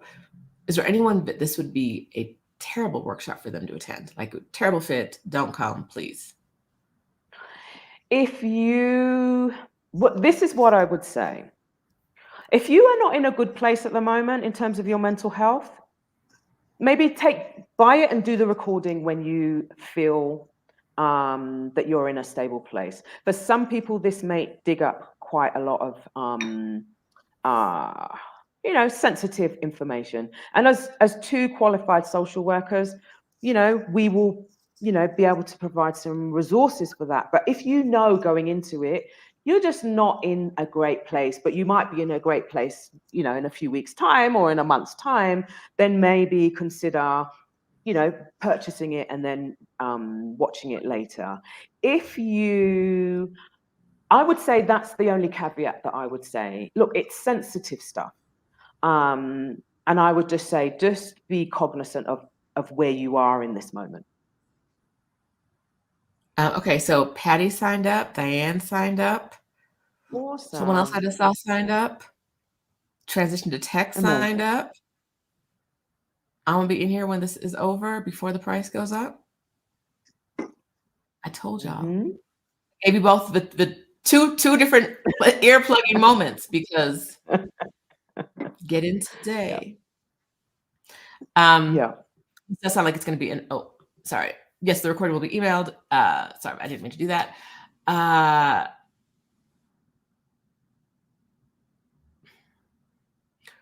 What has been the best part? We've talked about different parts of your transformation. You took a sabbatical. You moved abroad. You were in Merida with all the people, having so much fun in Merida. That was more about my mom. I don't know if you. That's what I do when I talk about my mom. Like, it was so much fun. So in the streets. That was about my mom. That wasn't you, but also you. You're in Mexico right now. What has been the most unexpected part of this of your own personal transformation over the past 2 years? I think I have a deeper level of trust within myself. I'm not looking so much outside of me to fulfill all the stuff that I need. Some of that work is around, some of the workshop themes that we've talked about, but also and just how amazing it is to just play and have fun, and that life can be playful. Mm-hmm. And my life doesn't have to be heavy or burdensome, and I get to choose. And those are the most surprising things, that how amazing it is to have a life that it feels playful, that doesn't feel heavy. Yeah. So those are the things for sure. Can you point to like the origin of any of those things? Like the specific, like when did you realize life could be playful? Is there any like one point, or was it like everything over the? I'm sure there is probably a tipping point. And when I landed in Merida, I spent months sleeping. So when I came out of my bear hibernation, I think I got the realization that actually I could create something amazing. I could create the life that I really wanted. But that I needed to be honest with myself. I needed to be truthful, but I needed to trust myself. And I think probably 6 months into being in Merida, I think that's probably the point where I was like, oh wow, this is better than I thought it was going to be, for sure. And then coming to Mexico City, it's definitely the thickest icing on the cake. It's incredible. All right. Yeah. How far have you gotten with convincing Marissa to move to Mexico City? Oh, we're on it. We're getting there. Okay. We're getting there. We're getting there. We're getting there. We're getting there. Thank you. Because that's not work I was able to do, but if you can do it. Yes. Well, Marissa is going to come and visit. Okay. So we'll, sprinkle all the magic dust. Tell her to bring when she comes to visit. I said tell her to bring Courtney. I said tell her to bring Courtney too, like she's not right here watching. Okay. Well, I'm sure Marissa will hear you. Marissa's listening, right? Like I'm saying, Marissa's right here listening. So, all right. Okay. Cheers. What are some things about moving abroad that you want other Black women to hear?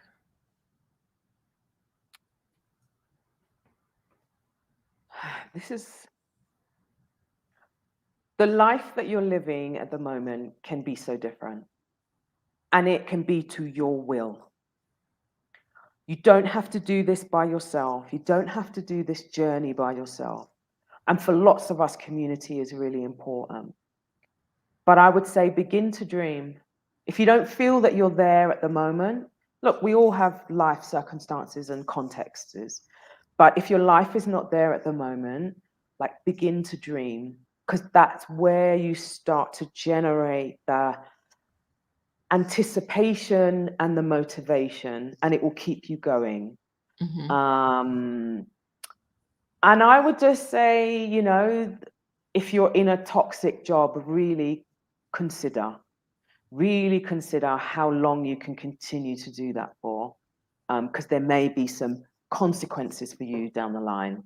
So yeah, when you can, jump, and there's a whole community of people that will walk with you and that can be your scaffolding. That's what I would say. Okay. And it's better than you think it could be with planning. Put your money, you know, your money is important, and your emotional literacy and your emotional landscape. Those are the two things that I think that can make your move abroad or whatever it is that you're trying to transform to make it incredibly successful. And it is better than you think it could. It's, for me, it's been better than I could have imagined. Better than I could have imagined. That's beautiful. Tamara said she's writing her resignation. Okay. Okay, sister, I love it. We do this with a plan, though. We do it with a plan. Money, money, money, money, money, money, because you don't want the money to run out and you then have to go back to the place that you just ran from. No. And honestly, like,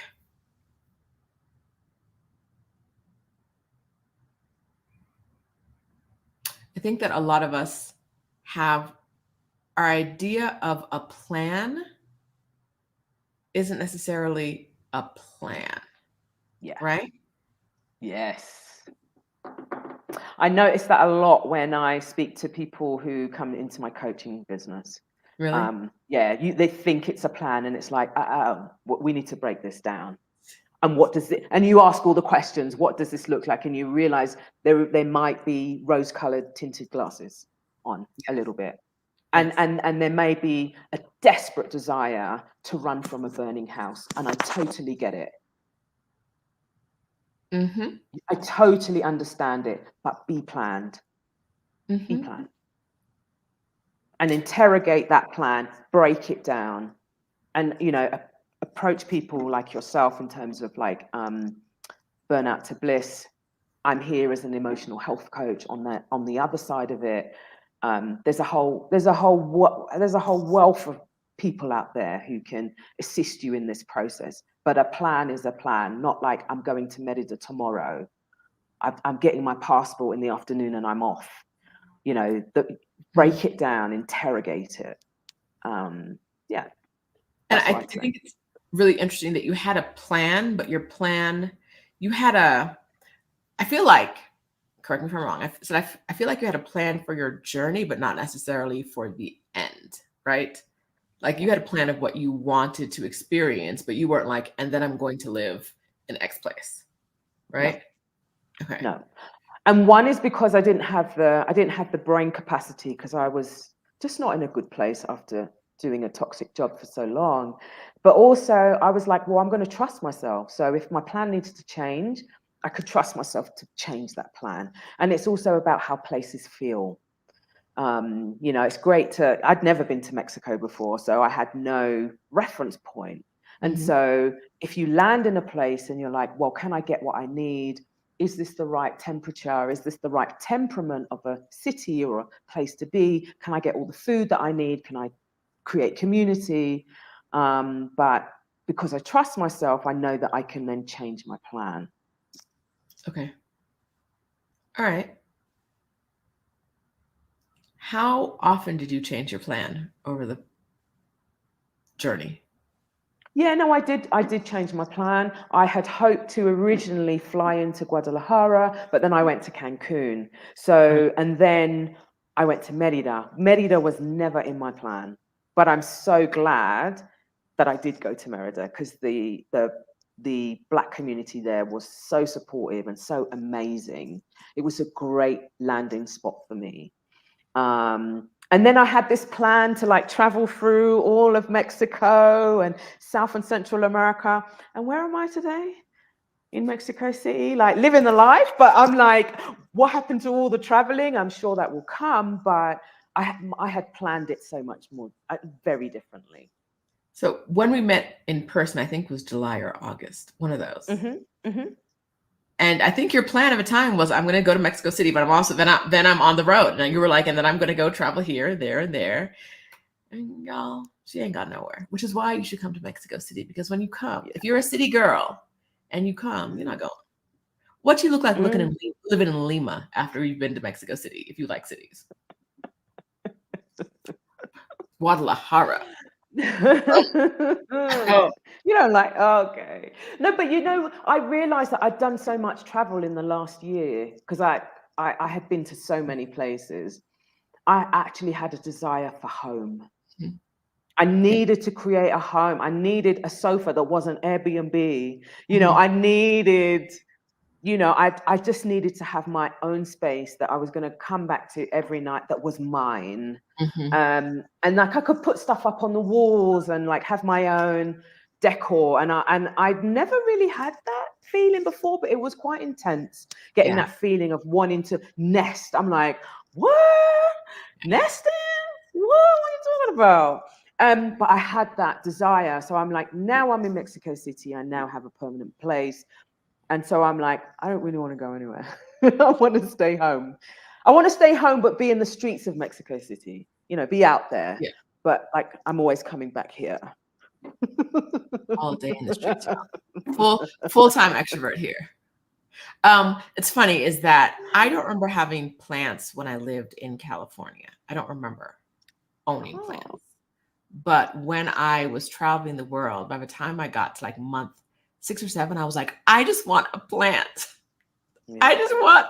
Sometimes I would go to like an Airbnb. I'd go to, if I'm going to be in a place for 2 weeks, I would just like go to the grocery store and buy a little plant and then leave it in the Airbnb when I left. Right. And then when I was somewhere for 3 months, I definitely bought some plants there. And then when I got here, I was like, I'm nesting, and my nesting is having like 30 or something plants, maybe more. I don't know. We don't count. Because that's like, there's no, without a pet, which I cannot, my brain cannot handle a pet right now. It's like the surest sign of home. Like I have to be here to take care of them, or I can leave my cleaning lady to come in and take care of them when I'm not going to be here for a long time, in a way that I couldn't leave like a dog alone for 3 months. But yeah, it's like after being on sabbatical and traveling around for a long time, there were things that I didn't realize I needed that I wanted. Like you're building a different home, I think, after you've been on the road a long time. It's a different building. Yeah. Absolutely. And I was desperate for somewhere that I could call home. I was desperate for it. So yeah. So now it's only day trips. I can only go on day trips now. No, okay. That's how I feel in this moment. I'm like, okay, how far away is it? Can I sleep in my bed? Yeah. Am I coming home? Diane, thank you for the super chat. This has been such a great conversation. All right. Before we let Angela go, are there any questions that we didn't address that you think we should talk about right now? Drop them in the chat. Drop them in the chat. Marissa, do you have any questions for Angela that we can ambush her with? She's here now. She can't get away from it.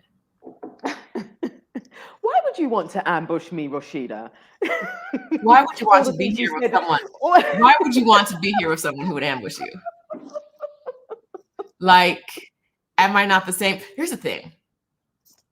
Someone wrote in the comments that like, she obviously doesn't like her. And I'm like, I blocked them because I felt like that was very rude, because it's like, it makes so many assumptions, right? About about the way that what my interaction with you means. But one thing Angela knows, because she has more interaction with me than any of you have had, because she's been in my program all the time, because we've seen each other, in person, is that who I am on camera is who I am in real life. So if I'm saying some shit to Angela here, I've said it to her. I've said it to her. Oh yeah, like the walking group thing is like, this is an ongoing saga. Like it's not. I'm not saying things to her because I don't like her. I'm saying things to her because I do like her. It's a playful banter. Right. She got to act right because she's on the bad girl list. You need to just take me off that bad girl list. Just take me off. I take you off and then you add yourself back on. We talked about this. No, but just take me off. It's a constant rotation. You and Abba, constant rotation. On and off. I don't know. I don't know like what it is. Abba's lovely. What do you mean? Yeah, okay, I think there's that too. Y'all be acting up with me in a way that other people don't see. Everyone be like, Abba is so lovely. And I'm like, let me tell you what she did. Abba's lovely. Let me tell you what she did. It's so, you never y'all would not believe it. Y'all talk about No. Okay. Take me off the list, Rashida. Take me off the list. Don't put me back on either. Take me off. Auntie Lou says I need a notebook or a journal. I think she means to keep the bad girl list, or she means to process the feelings I have. I don't know. I'm gonna say to keep the list in place. All right. No. Transition wants to know: is there any pre-work, written or thought-based we need to do before the session? Yes. So before the session, we will send you out a pack. It has a quiz in it. It has a resource guide in it. And there is an intro. There is a pack that you will get via email when you sign up. And so we would ask people to, where you can, do the quiz so that you're prepped and prepared, so that you're a little bit on board. And there is a pack that you will get via email once you sign up. All right. Auntie Lou was suggesting that for the session, they get a journal or a notebook. It's a great idea. We've got tons of those back here. Marissa didn't follow instructions either, so she might have to go on the bad girl list because she asked a real question. That's not what I wanted.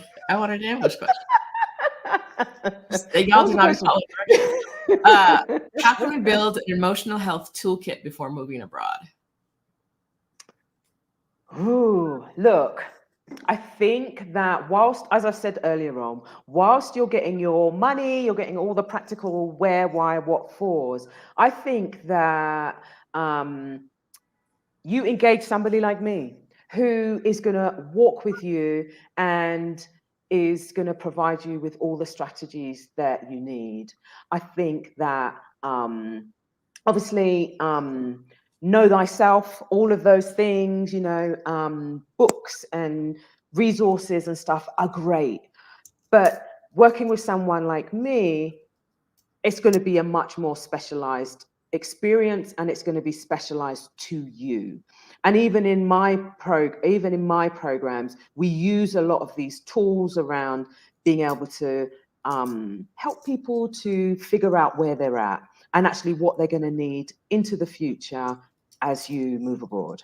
So all the things that you know, all the things that you know about yourself, some of the challenges that you have, working with someone like me, you can kind of break that down in a safe and compassionate space. And I'm going to give you tools and strategies that are going to assist you to make your move very successful. That's what I would say.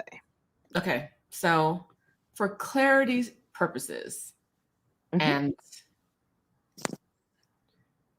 I want to stay on the right side of anything we need to be on the right side of.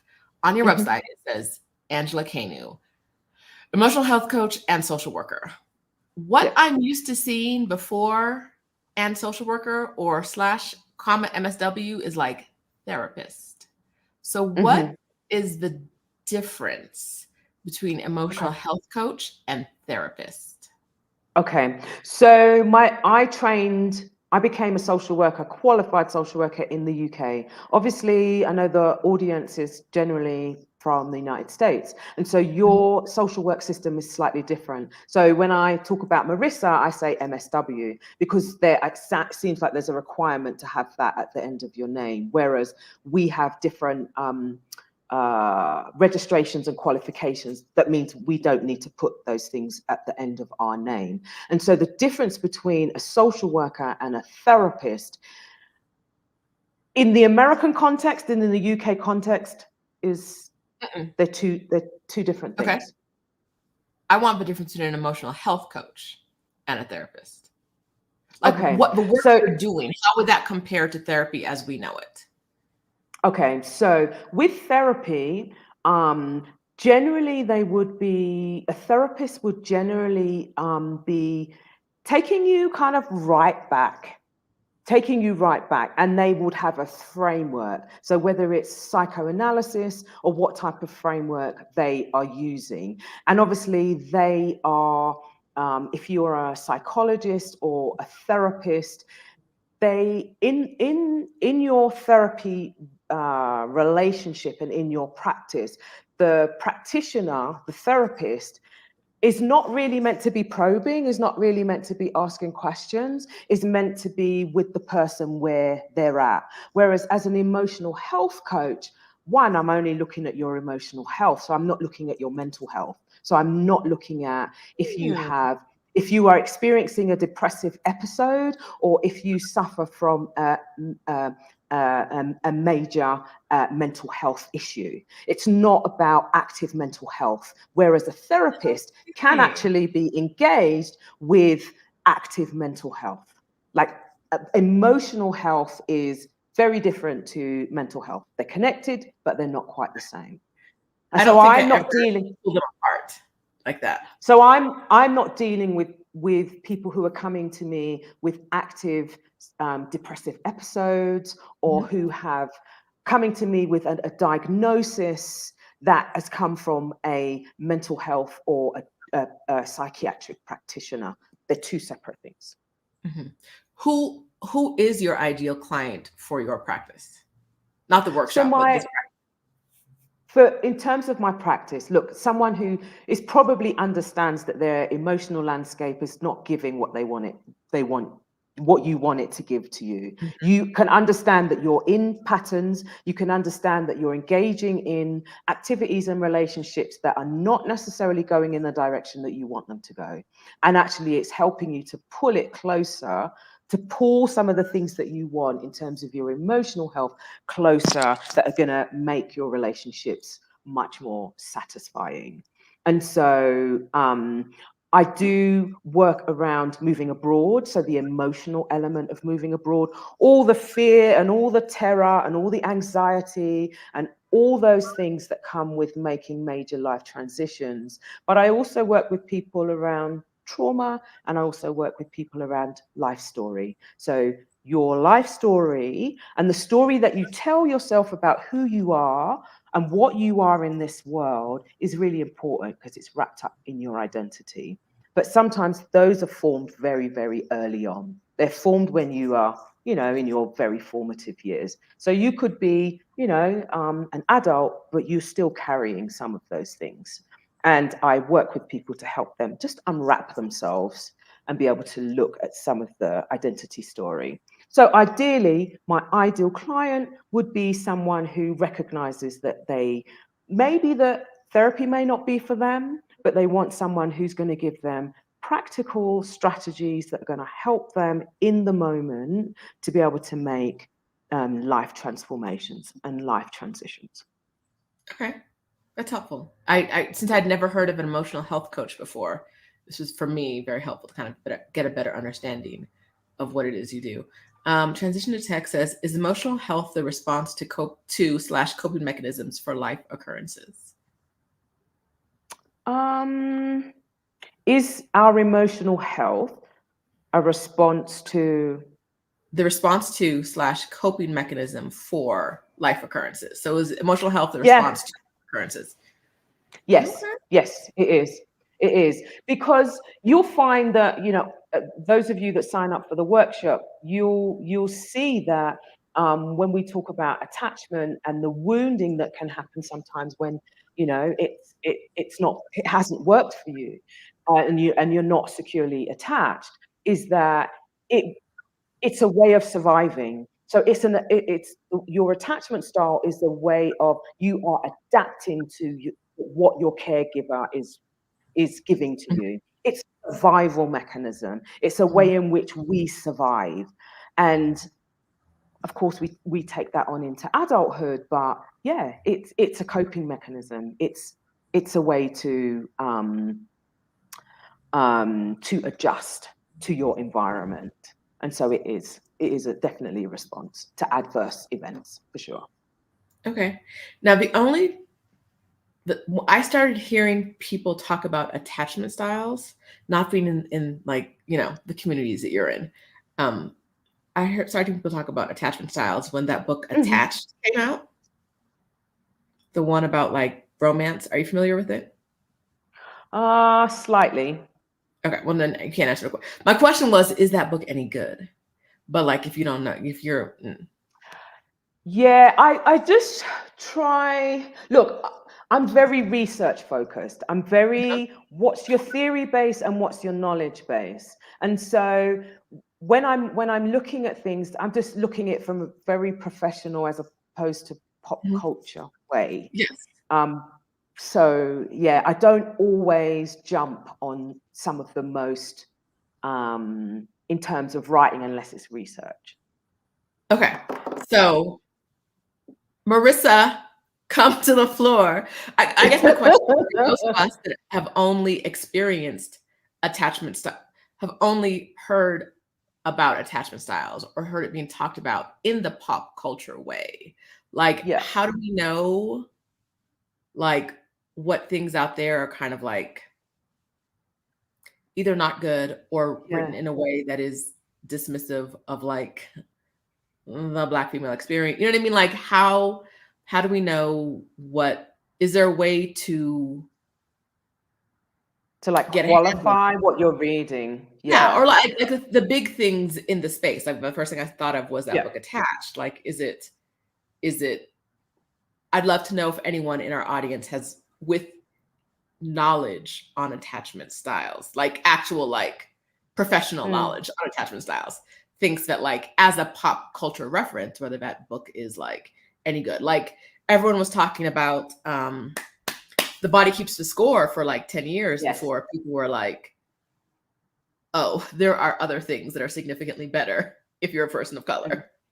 Right? And like you didn't hear that at first because everyone just kept talking about that book, right? And so to know that there are other people, like other resources out there that might be more relevant and feel a little closer to home, was interesting to me. So I guess that's what I'm looking for here. I mean, I think firstly, attachment theory came out in the 40s and 50s. So it's been around for a really long time. And obviously around that time, they weren't looking at Black folks. They weren't looking at Black folks. And even in the research for this workshop that we're doing, it was very difficult for me to find anything that was, that had embedded in it the experience of Black people. Okay. It was very difficult for me to find. And so as part of the workshop, we've got lots of different media that we're using. And one of them was video shorts. And so, you know, on Instagram and TikTok and all of that, people and YouTube people are doing video shorts, but there are very few Black therapists or social workers or coaches that are doing these shorts. And I was just like, oh, that's so interesting that we're not even figuring in this, and we're 2024. And so we are missing from the research. We are missing from that stuff. And so if all of your stuff is coming from TikTok and YouTube and it's all the pop culture stuff, there has to be some awareness that they might not be coming from your point of view, because a lot of the research is Anglo-focused. Okay. So, but in terms of pop culture, I think you'll see it in lots of fields that like TikTok people will just come and say things, and it's like, oh yeah, but what's the research base for what you're saying? What's the knowledge base, and what's the theoretical basis for that? And that's how I approach lots of things, and I think it's quite difficult for me to be able to guide someone through that because it's so prevalent. It's so prevalent that people will feel that because they've experienced something that they share that, but that just might be their experience as opposed to what attachment theory really is about. Right. Okay. Yeah, I'm not sure how I would guide anybody, but I kind of steer away from the pop culture stuff, not because it's bad, but because I'm looking at it from a different perspective. I hope that makes sense. Word Up Psychotherapy chimed in the chat. Thank you from Super Chat. She is a professional expert on attachment styles. This is a very few of us Black trained professional research therapists. So maybe post workshop if people want to do some more work. I don't know what y'all got going on, but let's look at this Word Up there. Psychotherapy looks like another great resource as well. But I want to thank you so much for being here with us today and sharing. Thank you so much. Info. I'm looking forward to signing up for the workshop. Don't raise the price until I sign up, because I know I said I'm gonna do it today, but I'm gonna forget. If you know one thing about me, well. Don't put me back on that bad girl list. I felt right? that in my spirit. Listen, if the price goes up before I sign up, I'll put Marissa on the bad girl list and leave you off. It's fine. It's fine. You just need to have someone on your bad girl list.